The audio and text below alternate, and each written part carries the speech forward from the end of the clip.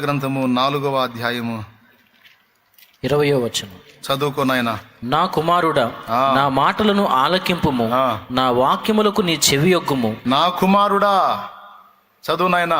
నా మాటలను ఆలకింపుము, అయ్యా, నా వాక్యములకు నీ చెవియొగ్గుము. అయ్యా, నీ కన్నుల ఎదుట నుండి వాటిని తొలగిపోనీయకుము, నీ హృదయమందు వాటిని భద్రము చేసుకొనుము. నీ హృదయమందు వాక్యములను, విశ్వాస వాక్యములను, దేవుని హెచ్చరిక వాక్యములను, ఆశీర్వాక్యములను భద్రం చేసుకో బిడ్డ, భద్రం చేసుకో బిడ్డ. దొరికిన వారికి అవి జీవమును, దొరికిన వారికి అవి జీవం నాయన. దేవుని వాక్యములు వారి సర్వ శరీరమునకు ఆరోగ్యము. దేవుని వాక్యము చదువు. నీ హృదయములో నుండి జీవధారలు బయలుదేరును, కాబట్టి అన్నిటికంటే ముఖ్యముగా నీ హృదయమును భద్రముగా కాపాడుకునుము. అది లెక్క. మనమేం కాపాడుకుంటామండి? మన హృదయాన్ని మనం కాపాడుకుంటే ఇంకా ఆయన కావాలి ఎందుకండి? హృదయం యొక్క ఆలోచనలకు, తలంపులకు ఆయన కావాలి ఎందుకండి? మన చేత కాదండి, దేవుడే గాయాలండి. ఆ ఖాయమని మనం దేవుణ్ణి అడగాలండి. అయ్యా, నా హృదయములో నుండి బడబాగినలాగా బుడుతుంది ఒక అగ్ని, పుడుతుంది పనికి మాలిన అగ్ని నాయన, పనికిరాని అగ్ని, నన్ను దహించే అగ్ని పుడుతుంది నా హృదయంలోంచి. పాపపు ఆలోచనలు పుడుతున్నాయి నా తలంపుల్లో. ఊహంతా కూడా కీడుకు సంబంధించిందై ఉన్నది, ఓటమికి సంబంధించిందై ఉంది, ఫెయిల్యూర్కి సంబంధించిందై ఉంది నాయన, దరిద్రానికి సంబంధించిందై ఉంది. ప్రభా, నా యందు కనికరపడి ఇదిగో నీ వాక్కుతో నన్ను నింపు, నీ వాక్కుతో నన్ను నింపు, నా హృదయమును నింపు, నీ సన్నిధితో నా హృదయమును నింపు, నీ ఆత్మతో నా హృదయమును నింపు, నీ శక్తితో, నీ ప్రభావంతో నా హృదయమును నింపు నాయన.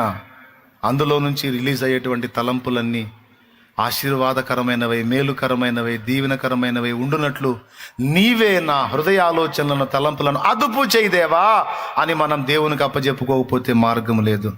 దేవుని వాక్యం, విశ్వాస వాక్యముతో, వాగ్దాన వాక్యముతో మనం నింపుకుంటేనే తప్ప, లేకపోతే మన హృదయం బ్యాలెన్స్ కాదు. బ్రతుకుట క్రీస్తే, చావైతే లాభం అన్నాడు పౌలు. లోకస్తులకు నష్టం కలిగించేటువంటి మరణము క్రైస్తవుడికి లాభంగా మారిపోయింది. మరణములో సహా జయములు నావే, మరణములో సహా జయములు నావే, జయమని పాడెదను,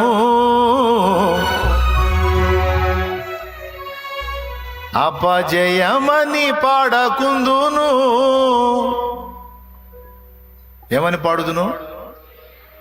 అపజయమని పాడకుందును, నా నోటికి తాళము వేసుకుందును. దేవునికి స్తోత్రం. నాలుక. అందుకే నీ పెదవుల ద్వారబంధమునకు కాపుదల పెట్టుము అన్నాడు. అక్కడే సామెతల్లోనే చెప్పాడు. ముఖ్యముగా నీ కవిగిటనున్న భార్య ముందు, అంటే ఒక్కొక్కళ్ళకి ఉదారం ఆగదు, భార్యకు అన్నీ చెప్పుకుంటుంటాడు. ఆమె కూడా సావధాన చిత్తురాలై అన్నీ వింటూ ఉంటుంది, మొత్తం నోట్స్ రాసి పెట్టుకుంటుంది వీడి దినం చేయటానికి ఒకనాడు. మళ్ళీ దేవునికి స్తోత్రం, హల్లెలూయా. శుభ్రంగా మొత్తం రాసి పెట్టుకొని సమయం వచ్చినప్పుడు అస్త్రాలు వదులుతూ ఉంటుంది. నేను చెప్పాలా? మళ్ళీ నాకెళ్ళి అటు చూడవాకండి మీరు లేడీస్, నాకెళ్ళి చూస్తున్నారు. నేను కాదు, సామెతల్లో ఆయన చెప్పాడు, సొలొమోను చెప్పాడు, నీ పెదవుల ద్వారబంధమున కాపుదల పెట్టుకోరా బాబు, ఏది పెడితే అది వాక్కరా భార్య దగ్గర అని. కానీ ఆగదే, ఎవరికి చెప్పనే కూడా పోయి ఆమెకు చెబుతాం. ఆమె కూడా చాలా సాత్వికంగా వింటుంది. వదలాల్సినప్పుడు వదులుద్ది అస్త్రాలు, అప్పుడు కొట్టుకుంటాడు. అయితే పొరపాటు నీకు చెప్పి, నా చెప్పుతోనే కొట్టుకోవాలి, నీకు చెప్పి నేను అంత తప్పు చేశాను నేను. దేవునికి స్తోత్రం కలుగును కాక. కొట్టుకునేవాడు కూడా ఉన్నాడు ఒకడు, తెలుసా మీకు? ఆవేశం తట్టుకోలేక నీకు చెప్పినందుకు అని పరిగెత్తకుండా చెప్పు దగ్గరికి పోయి తీసుకొని పెట్ట. నా జీవితంలో మళ్ళీ నీకు చెబితే అప్పుడు అడుగు, ఇదిగో కొట్టుకుండా చూడు ఇంకెప్పుడు. మన నాలుకకు కూడా దేవుడే కాపుదల పెట్టాలి. ఎందుకంటే మన హృదయములో వచ్చే తలంపులు, హృదయములో వచ్చేటువంటి ఆలోచనలు వాక్కు రూపంలో బయటకు వచ్చినప్పుడు అవి శక్తివంతంగా పనిచేస్తాయి. అందుకే హృదయములోనివి హృదయములోనే సమసిపోవాలి. అవి నోరు దాటి బయటికి రాకుండా అవి నోటనే సమసిపోవాలి. మరి హృదయములో నుంచి మనసులో నుంచి వచ్చే తలంపులన్నీ కేవలం ఆశీర్వాదకరమైనవై, దేవుని మూలమైనవై, విశ్వాస వాక్య మూలమైనవై ఉండాలి. రెండవది అవి నోటి నుండి వెళ్ళబడేటప్పుడు కూడా ఇదిగో ఇందాక పాడినట్టు జయమే రావాలి. జయ హే జయ హే జయ హే జయ హే. మరి నువ్వు జయ హే అని పాడకుండా మరి ఏడుపు కొట్టు పాటలు ఎందుకు పాడావు? దేవా నా మొర వినవా. ఎందుకు పాడారు ఈ పాటలు? అంటే ఎందుకు పాడానంటే అవి దేవుని సన్నిధిని వెతుక్కోవటానికి, అక్కడ పశ్చాత్తాపడి దేవునితో సమాధాన పడటానికి, సరిదిద్దుకోవటానికి వాడా.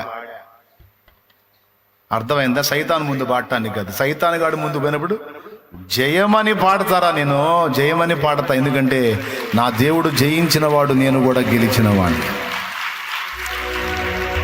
నా గెలుపు సపరేట్ గెలుపు కాదు, యేసయ్య గెలిపే నా గెలుపు. ఏసే నా విజయము, ఏసే నా నీతి, ఏసే నా పరిశుద్ధత, ఏసే నా జ్ఞానము, ఏసే నా విమోచనము, ఏసే నా విజయం. ఇంకా నాకు సపరేట్ విజయం కాదు. యేసు గెలిచినప్పుడే నేను గెలిచా. దేవునికి మహిమ. శోధన కనపడేది కూడా నాకు జయమే. శోధనలో ప్రభు సన్నిధి దొరికెను, వేదనలే రణభూమిగా మారెను, శోధన బాధలు బలమును గూర్చెను.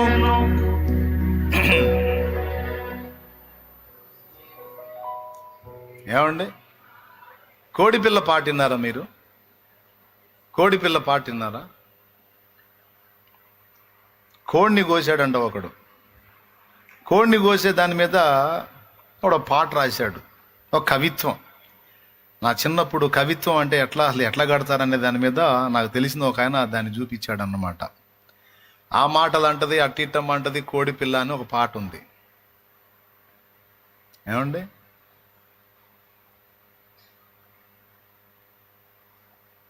దాన్ని ఒంటి మీద దాన్ని కోసి ఒంటి మీద జుట్టు తీసేస్తాం కదా, అది తీసేస్తా ఉంటే అది అంటదంట, నాగన్న నాకు మంచిగా క్షవరం చేస్తున్నాడు అంటదంట. ఏమండి, పొయ్యి మీద పెట్టి దాన్ని పొయ్యి కింద మంట వేస్తే కాసి నక్షత్రాలు ఉన్నాయి కదా, విశాఖ నక్షత్రం. ఆ విశాఖ నక్షత్రం చలికాలంలో నాకు చలిగాగుతుంది రాబాయ్ అంటదంట. చచ్చిపోతాను రా బాబోయ్ అందంట. అది పీట మీద పెట్టి దాన్ని కీలు కాళ్ళు నరుగుతుంటే వంకలొంకల కత్తికి నాకు వైరం పడ్డది అంటదంట. ఏమన్నా అర్థమైందా మీకు? కత్తికి నాకు ఫైటింగ్ జరుగుతుంది రా, నేను కత్తి కొట్టుకుంటా ఉంటాను.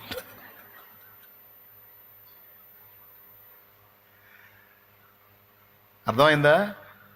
అట్లా ఏదన్నా చెప్పు, కోడిపిల్ల ఆపోజిట్లో మాట్లాడుతూ ఉంటుంది. అట్లాగే సైతానగాడు ఏదన్నా తీసుకొని రాని శోధనలు తెచ్చాడా, శబాష్ రా బచ్చా భలే తీసుకొచ్చావు, అవి నాకు బలాన్ని కూరుస్తాయిదా, తీసుకురా.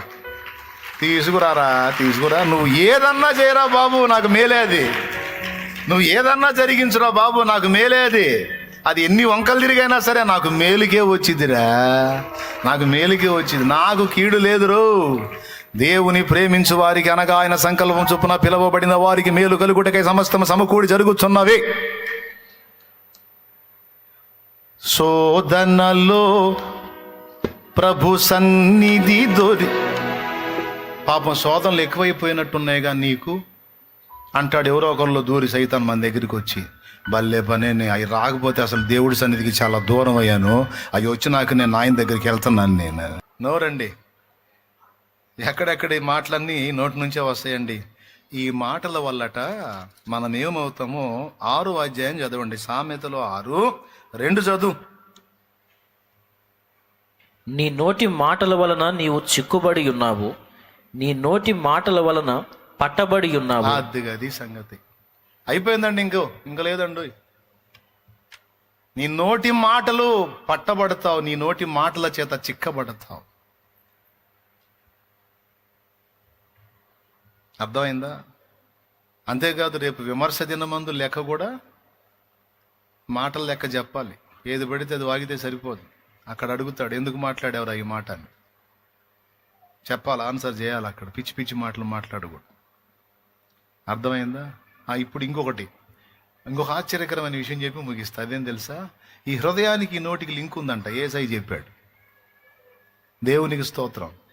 నోటి నుంచి మంచి మాటలు రావాలన్నా, విజయవంతమైన మాటలు రావాలన్నా, ఆశీర్వచనాలు రావాలన్నా కూడా హృదయం నిండిన దాన్ని బట్టే ఈ మాటలు వస్తాయంట.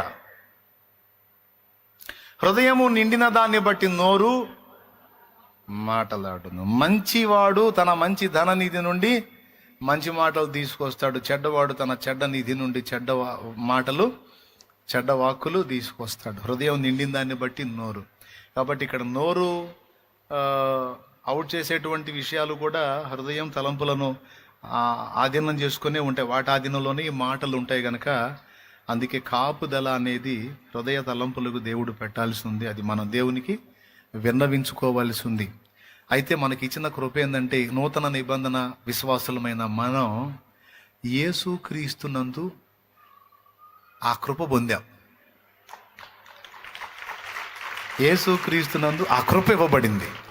ఏమిటంటే, మనం కానీ ప్రతి విషయమును గురించి ఆయనకు మొర్రపెట్టి ఆయన విశ్వాస వాక్యం, వాగ్దాన వాక్యంతో మన హృదయాన్ని కానీ నింపుకోగలిగితే అప్పుడు సమస్త జ్ఞానమునకు మించిన దేవుని సమాధానం యేసుక్రీస్తు ద్వారా మన హృదయం యొక్కయు, తలంపుల యొక్కయు, ఆలోచనలకు అన్నిటి కూడా కాపుదలగా ఉంటుందట.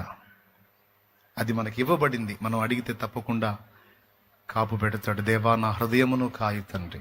అందుకే దేవదాసయ్య గారు అన్నాడు, ఇదిగో నా హృదయము నీ రాజకీయ సింహాసనం అగునట్లుగా తనువు నాది దిగో.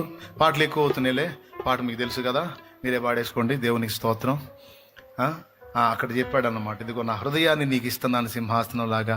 నా హృదయ సింహాసనం మీద ఆసీనుడవై నన్ను నేలు తండ్రి. పాపము నేలనీయొద్దు, నన్ను శాపము నేలనీయొద్దు, సైతాను నేలనీయొద్దు. వాడు నా హృదయాన్ని ప్రేరేపించొద్దు ప్రభువా.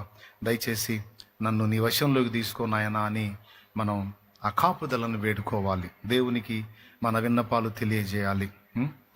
లేకపోతే తేడా పడతామండి. దేవుని మీద ఆనుకోకపోతే, దేవుని మీద ఆనందించకపోతే, ఆయన సమీపంగా ఉన్నాడని గుర్తించకపోతే, ప్రతి విషయానికి ఆయన వైపు చూడకపోతే, ఇస్కరియోతు యోధ ఆలోచనలు చెడిపోయినట్టు, అననీయ సప్పీర ఆలోచనలు సాతాను చెడగొట్టినట్టు మనల్ని కూడా చెడగొట్టి మనల్ని ఎఫెక్ట్ చేసే అవకాశం ఉంటుంది కనుక తస్మాత్ జాగ్రత్త. మనం దేవుని